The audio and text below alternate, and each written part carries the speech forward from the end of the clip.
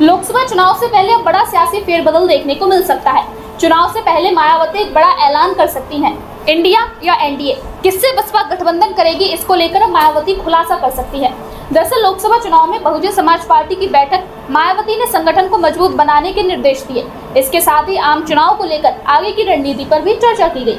मायावती ने संगठन के कैडर और छोटी छोटी बैठकों के आधार पर गांव-गांव में मजबूत बनाने और अपने जनाधार को बढ़ाने के लिए भी निर्देश दिए हैं। सर्व समाज में जनाधार बढ़ाने के लिए पार्टी के वरिष्ठ अधिकारियों, प्रभारियों व अन्य जिम्मेदार लोगों को पुरानी कमियों को दूर करने के साथ ही जिम्मेदारी भी दी गई है। बसपा सुप्रीमो ने आम चुनाव में गठबंधन को लेकर भी अपना पक्ष एकदम साफ कर दिया है। मायावती ने कहा कि पार्टी को अपने उम्मीदवारों के चयन में सावधानी बरतनी होगी। लोकसभा चुनाव में पार्टी सभी सीटों पर अपने दम से चुनाव लड़ेगी।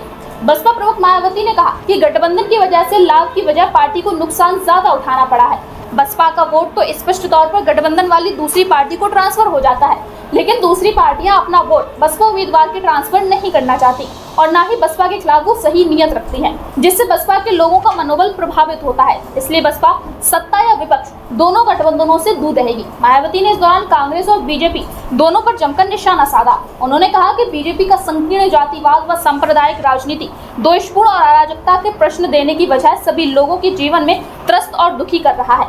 बीजेपी अब अपना प्रभाव ही नहीं बल्कि अपना जनाधार भी खो रही है, जिस वजह से इस बार लोकसभा चुनाव में एक तरफा नहीं रह गया है। उन्होंने कहा कि इस बार का चुनाव देश की राजनीति को नई करवट देने वाला साबित होगा। बसपा प्रमुख ने कहा कि कांग्रेस की तरह भाजपा की कथनी व करनी में जमीन आसमान का अंतर है। इसके राज्य में आमदनी अठन्नी और खर्चा रुपया हो गया है। कुछ मुट्ठी भर लोगों को छोड़कर बाकी सभी लोगों का, खासकर बहुजन परिवारों को सामने पालन पोषण में कठिनाई आ रही है। इन सब का प्रभाव आगामी लोकसभा चुनाव पर पड़ेगा।